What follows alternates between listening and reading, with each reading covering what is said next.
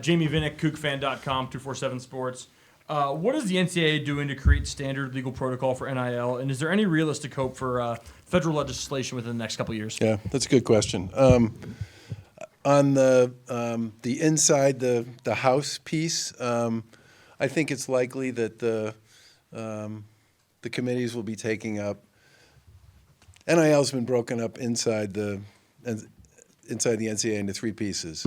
What I call sort of student-athlete consumer protections, institutional involvement, and rules around recruiting, right? Because those are really sort of the big three issues that people have raised as significant concerns. I think it's likely that the D1 committees will take up the issues about student-athlete consumer protections, if not before the end of the year, shortly after the beginning of the new year. I think the recruiting stuff is probably fairly close behind that, and the institutional involvement piece will be after that.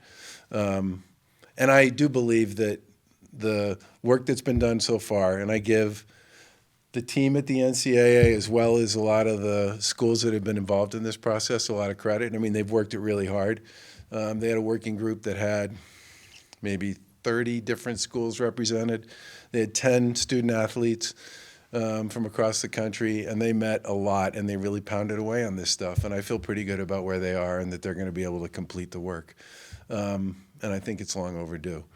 On the national level, I guess what I would say at this point is I've been personally in two hearings.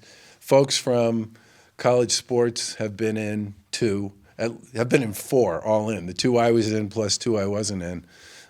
There's a fair amount of interest in this issue, and it's one that Senator Cantwell, in particular, the chair of the Energy and Commerce Committee in the Senate, knows quite well.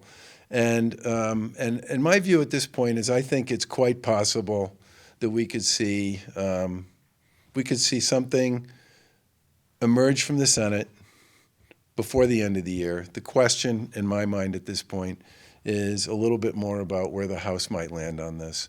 But as somebody who spent, a lot of my career in politics and government, I can tell the difference between people who are interested in making progress on something and have thought about it and know about it. And believe me, Senator Cantwell has thought about this a lot.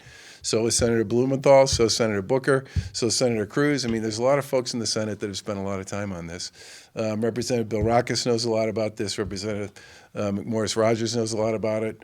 There are people in both branches who have clearly demonstrated that this is important to them, but they have a lot of other things on their agenda. And I think one of the questions for us will be whether or not they have the ability to maybe bleed this a little bit into the first quarter of 24, because I think the clock's getting pretty tight for the end of 23. And on that, I think the good news is many of the same themes that we're thinking about in terms of student-athlete protections and institutional involvement and recruiting issues, as well as some issues around preemption, which I think are really important, state preemption, and some of the other issues that the feds can handle, I think, more significantly than the NCAA can, are also a big part of that conversation as well. Greg Wood, spokesman review. I know you're not directly involved with Washington State or Oregon State, but what's your concern level in terms of them getting the schedule figured out, and what do you know about kind of the timeline of that? I think what I would say about that is that we are going to be as helpful as we can be to both schools and to the other conferences and schools they're talking to as they work to put together a structure going forward. And we talked a little bit about that today. We've talked about it before. It's a very top-of-mind issue for us. We will do whatever we can to help these folks figure it out because they're great institutions. They have great histories. They do great things with student-athletes, and I want to make sure they can continue to be able to do both. Alex Crescenti, KXLY TV up in Spokane, Washington. Just a question for you about the future of the NCAA. When we look at the landscape, it's changing rapidly. And, the prediction in 10 years, 15 years is a couple of these big conferences will secede from the NCAA, making it, sort of useless. Do you see that coming down the pipe, or what are you doing to make sure that the NCAA still has some teeth at the end of the day? Well, first of all, the one thing I think is a little risky about college sports is predicting where we're going to be 10 or 15 years from now. It has a tendency to surprise us. I think I wouldn't have taken the job in the first place if I didn't think it was important for us to have a national platform when it came to college sports. I continue to believe that to be true. Just take NIL. You literally have 37 states with 30 different sets of rules, and many states continuing to adjust and change their rules every time somebody else changes theirs to try to create a new set of advantages for the schools in their state. If you're a conference, that's a problem, before you even get to the issue of how that works at a national level. I think generally the role and responsibility that we have is a critical one, and one of the great challenges of the NCAA is the breadth and depth of the schools that are involved, okay?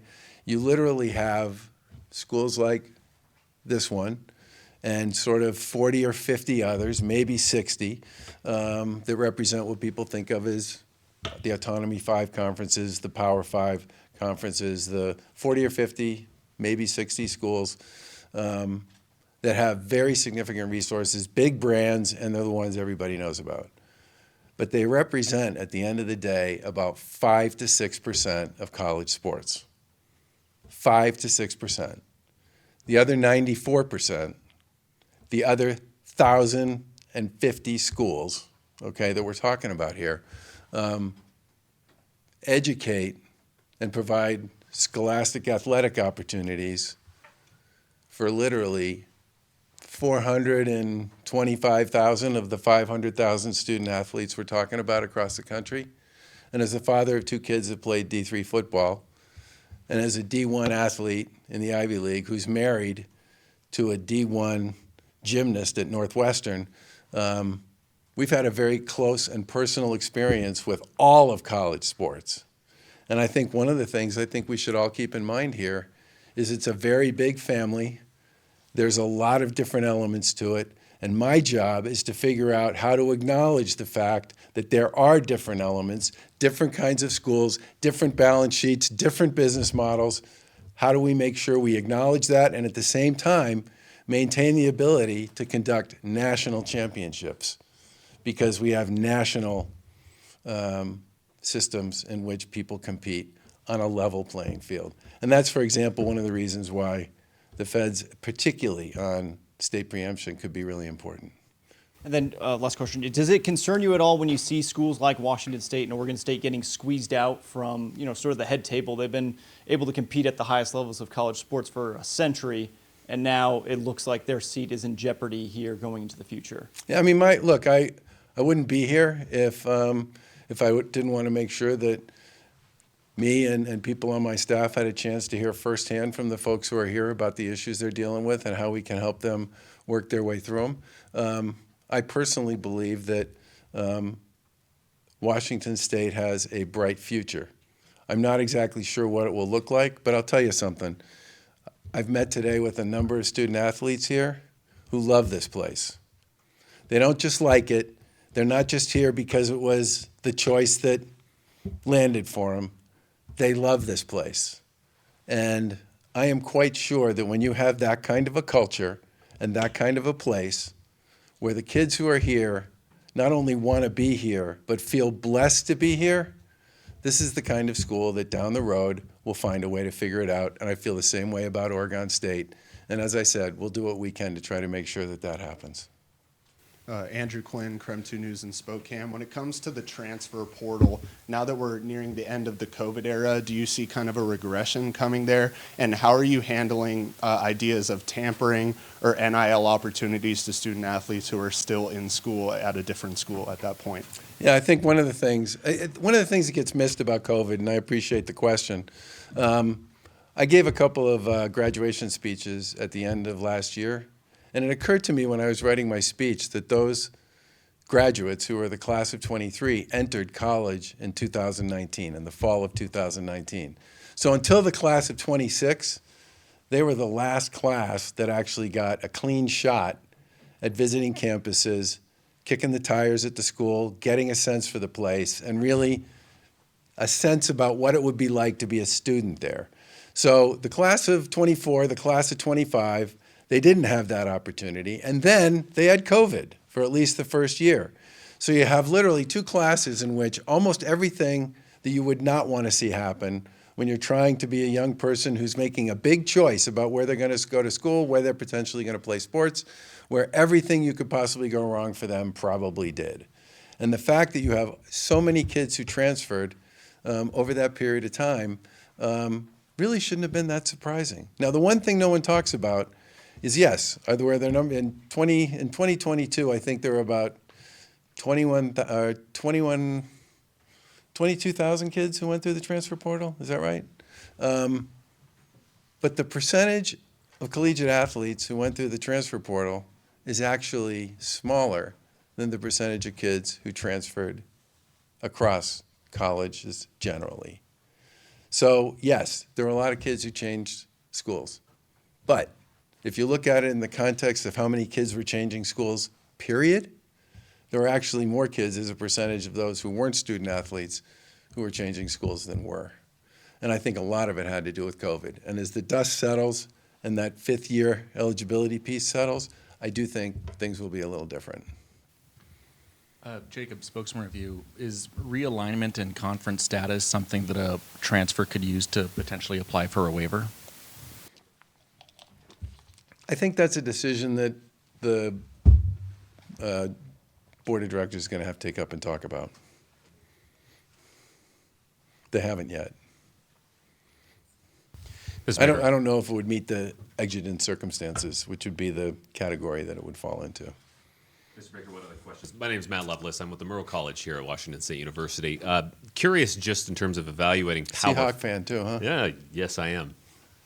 Happy about that. I almost said don't feel bad for me, but I guess it's okay today. It is okay today. Yeah, we're fine right now. But I wanted to ask just about Power 5 status, as I was just sort of mentioned there. I know that's a big concern here as Washington State sort of navigates this future. Is there an evaluation in the near future in terms of what that means, and I guess more specifically how revenue is shared amongst your Division I universities? There's a, well, as it works now, it's based on a number of things, and I think as part of the transformation committee project, which began last year before I joined, one of the issues that was raised was a reconsideration of the way revenue gets distributed. That's an ongoing process, and I don't know as I stand here what the delivery date is on that. But that review began, that wasn't so much a review relative to the Power 5, it was more a review just relative to the fact that I don't think it had been looked at for maybe 10 or 15 years, and people felt it was time. Time for a few more. Any other questions? Theo Lawson with the Spokesman Review in Spokane. I know this summer the men's basketball committee talked about tournament expansion, NCAA tournament. Are you guys any closer to that, or are those discussions ongoing right now? Those discussions are ongoing, and they're certainly not going to have any impact on the tournament this year. They would want to make those decisions far enough in advance that everybody can make adjustments accordingly. But that is something that's on their agenda, and Dan Gavitt, who runs that out of our shop, has made very clear that we need to be forward-looking on that one.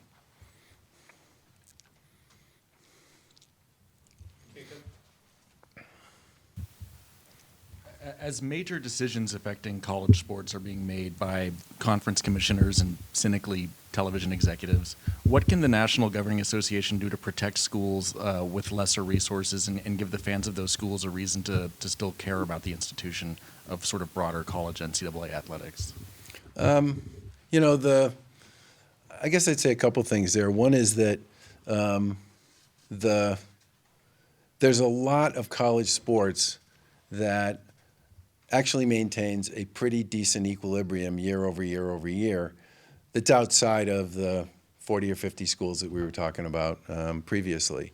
And their current status is, if you were to say, like, what are the big issues that they face? I mean, the biggest issue they face is not any of the stuff that relates to what we're talking about today. The biggest issue they face is demography. If you just track the number of 18-year-olds, which you can track because, you know, they've already been born, right? From 2010 through 2028, it's a very significant drop in just the entering freshman class that's even available. And that, more than anything, is one of the biggest challenges that higher education generally is going to face. Because if you have 20 or 25% less freshmen who are even available to apply, it has huge consequences for how people are organized, how they make decisions about what they're going to offer, and how they're going to most successfully serve the students that they get. I think that, more than anything else, is going to be one of the big challenges that people are going to face. We're going to have issues that we're going to need to deal with that are within that context. But I think that context is fundamentally one of the biggest challenges facing higher education, and no one ever talks about it, which I don't really understand, to tell you the truth. And we talked about it a lot when I was governor, because obviously that had huge consequences for higher ed, which in Massachusetts is a really important part of our economy.